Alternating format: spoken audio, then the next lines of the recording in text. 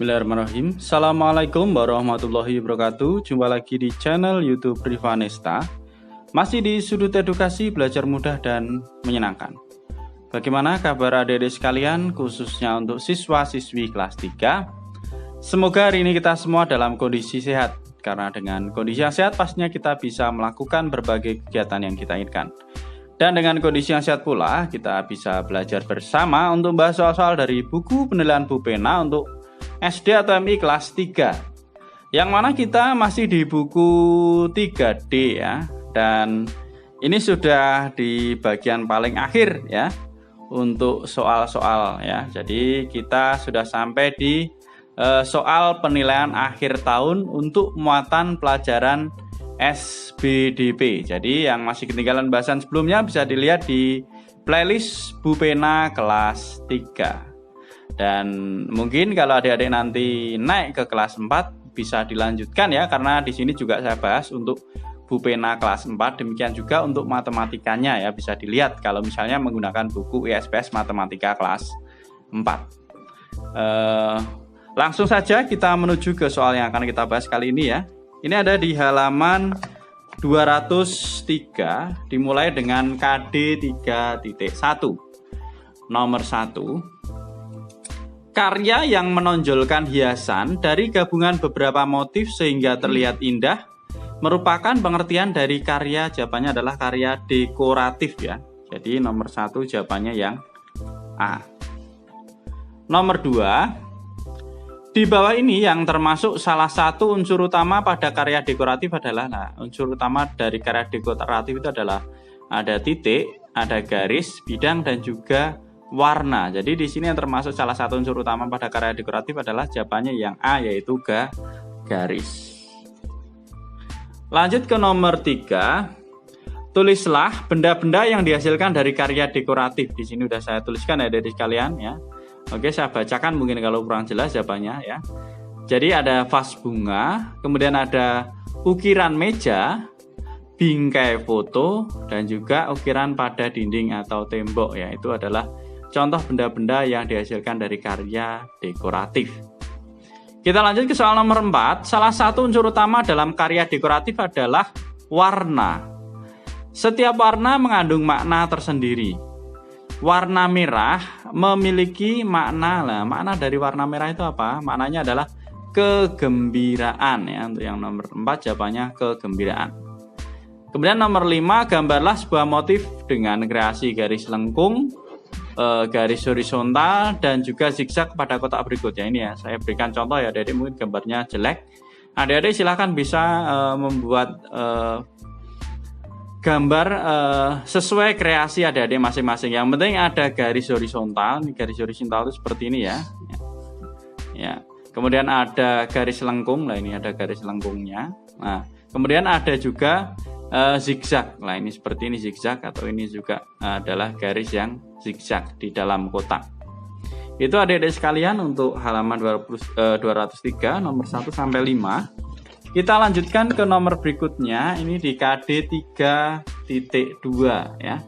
Nomor 6. Berikut ini yang termasuk alat musik ritmis adalah, nah ini jawabannya adalah C ya, maracas. Kalau piano sama harmonika itu termasuk alat musik melodis ya. Jadi jawabannya nomor 1 adalah yang C.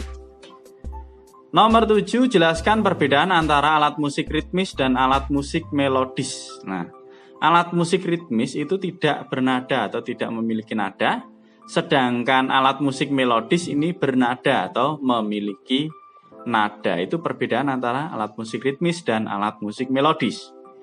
Kita lanjut ke nomor 8.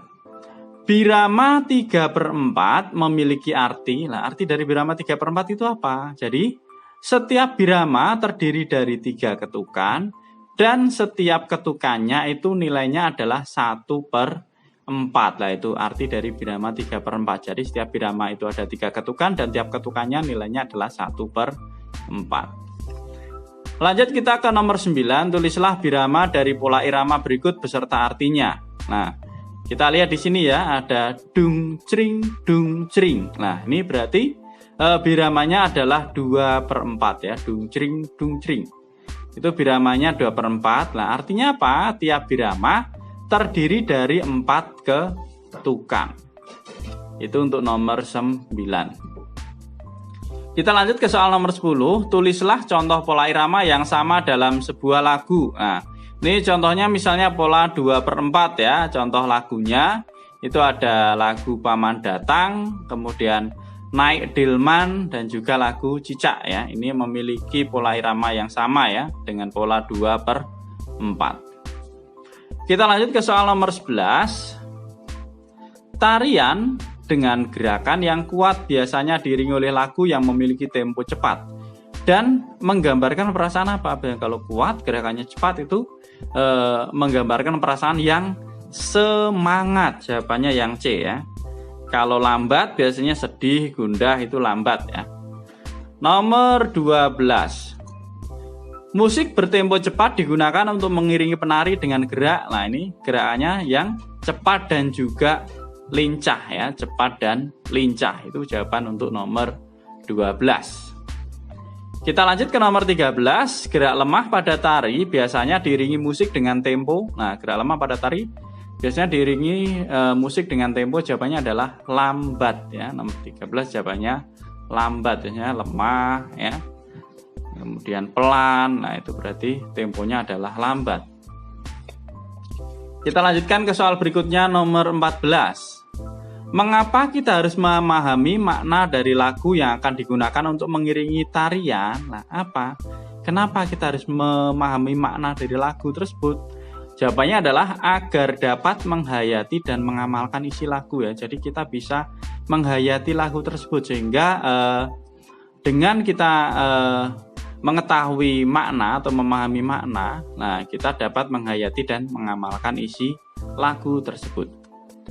Lanjut ke nomor 15, tulislah 2 contoh tari tradisional dengan gerak cepat ya. Ini ada tari saman ya, tari saman itu dari Aceh ya, dan juga tari kecak dari Bali. Nah, ini adalah 2 contoh tari tradisional dengan gerak cepat.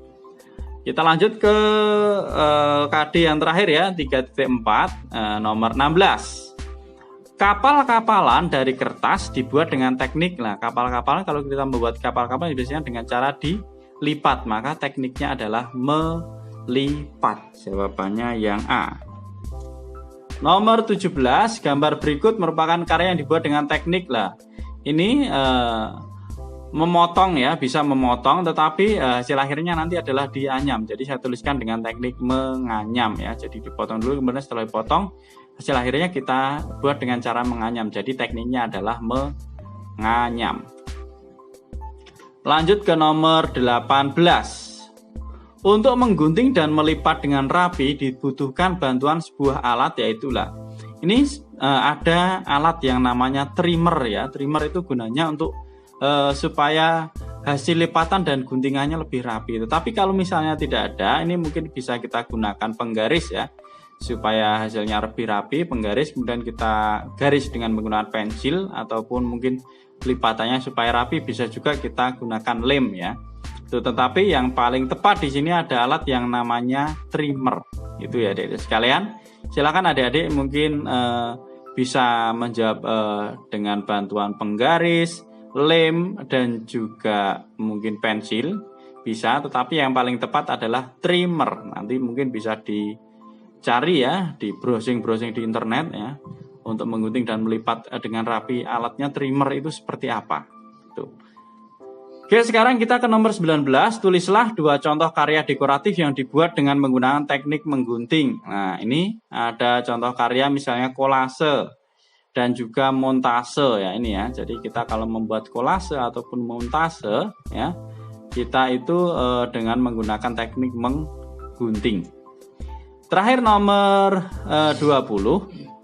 Seni hias dengan menggunakan teknik menempel dan menjahit disebut teknik. Nah, ini jawabannya adalah teknik aplikasi ya. Itu adik-adik sekalian. Jadi untuk soal penilaian akhir tahun sudah kita bahas semua, mulai dari muatan bahasa Indonesia, matematika, PKN, dan juga SPDP. Ya. Oke, terima kasih sudah meluangkan waktu untuk belajar bersama. Mohon maaf apabila ada kekurangan. Silahkan pertanyaan atau saran bisa dituliskan di kolom komentar untuk kita diskusikan bersama-sama ya. Mungkin saya rasa cukup sekian untuk video kali ini dan saya akhiri. Assalamualaikum warahmatullahi wabarakatuh.